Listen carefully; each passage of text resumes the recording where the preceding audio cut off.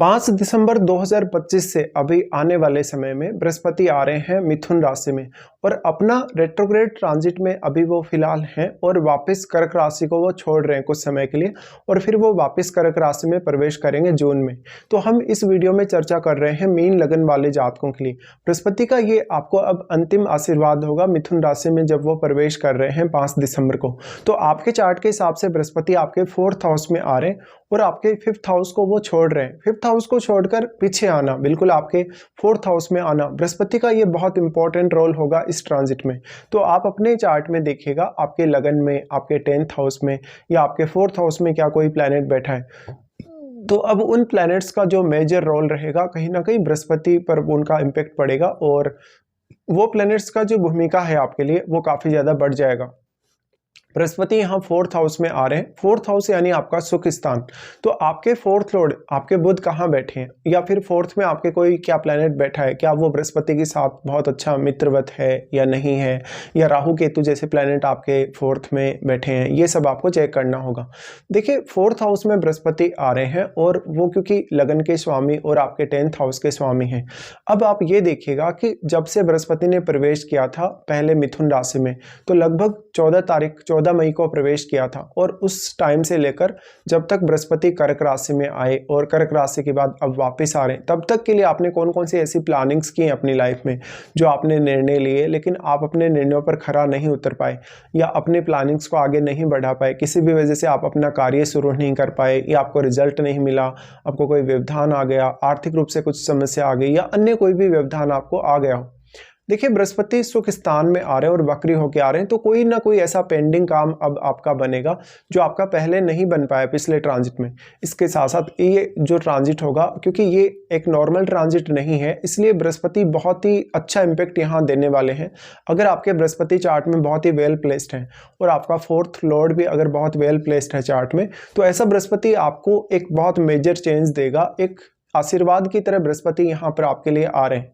तो आपको घरेलू सुख सुविधाओं के मामले में, घरेलू जीवन को लेकर जो भी आपको निर्णय इस समय लेने हैं या जो निर्णय आप ऑलरेडी ले चुके हैं पिछले कुछ समय से और उन पर आप काम नहीं कर पाए, तो अब आप वो प्लानिंग कर सकते हैं। तो अपना घर वगैरह बना सकते हैं, घर से कहीं दूर जाके सेटल हो सकते हैं, इवन फॉरेन में सेटल हो सकते हैं।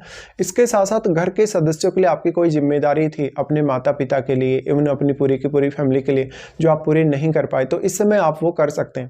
बृहस्पति यहाँ लग्नेश होकर 4th हाउस में आ रहे हैं, तो वो मेजर फोकस आपका 4th हाउस पर ही करवाने वाले हैं।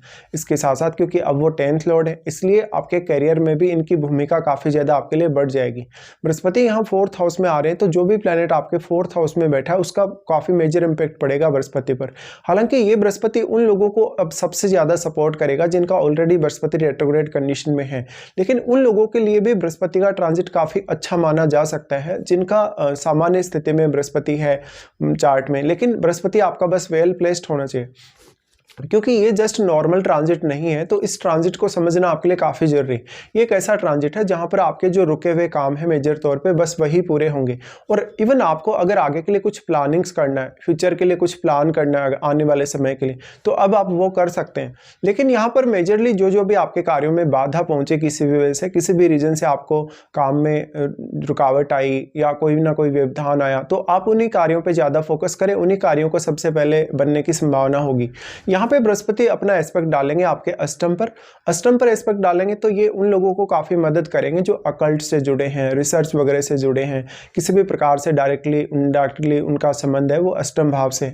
इसी प्रकार से अष्टम भाव में जो आपके चार्ट में प्लैनेट बैठा है उस प्लैनेट को देखिएगा, क्योंकि उस प्लैनेट पर भी काफी मेजर इंपैक्ट बृहस्पति डालने वाले हैं। फिर इनका डायरेक्ट एस्पेक्ट होगा आपके 10th हाउस पे। अब क्योंकि 10th हाउस के लॉर्ड स्वयं बृहस्पति यहाँ है ऑलरेडी और वो 4th में है, 4th में होने से अब 10th हाउस में बैठा हुआ जो प्लैनेट होगा उसका भी काफी मेजर इंपैक्ट पड़ रहा है यहाँ बृहस्पति पर।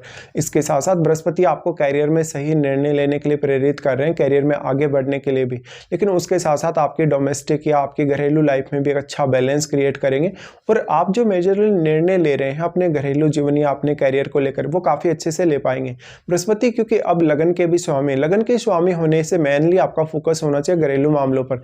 जैसे आपको कोई प्रॉपर्टी वगैरह परचेज करना है, घर से दूर जाकर आपको परचेज करना है, या आपके जन्म स्थल पे आप परचेज करना चाहते हैं, या तो फिर अगर आपको बृहस्पति की महादशा इस समय चल रही है तो आपका घर से दूर जाना आपके लिए ज़्यादा फेवरेबल होगा, इवन फॉरेन जाना या फॉरेन में सेटल होना भी। इस तरीके से जिन जिन लोगों को पीआर नहीं मिला उनका पीआर अब फिक्स होने के चांसेस हैं। बृहस्पति यहाँ पे क्योंकि 12th हाउस को भी प्रभावित कर रहे हैं जब वो 4th में होंगे, ऐसी कंडीशन में आपके फॉरेन सेटल होने, फॉरेन टूर होने की संभावनाएं काफ़ी ज़्यादा होंगी।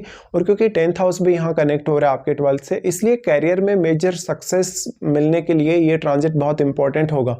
इसके साथ साथ कैरियर को लेके कोई भी आपको चेंजेस करने तो वो इस समय आप प्लान कर पाएंगे, या तो फिर ऑलरेडी आप कुछ ना कुछ पहले से प्लानिंग करके बैठे हैं तो उस प्लान पे ही काम करना ज़्यादा अच्छा रहेगा।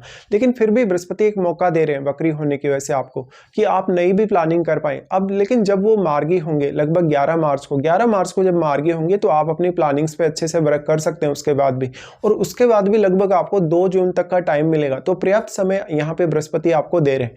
अब ये आपके ऊपर डिपेंड करता है कि आप इस गोचर को कैसे प्लान करते हैं, क्योंकि वो आपके लग्नेश हैं। लग्नेश होने के साथ साथ वो आपके 10th लॉर्ड भी हैं, तो मेजर फोकस आपका कहीं ना कहीं आपके कैरियर पर, आपके अर्निंग्स पर, आपके ओवरऑल जो आपकी फैमिली की स्थिति है उस पर होना चाहिए।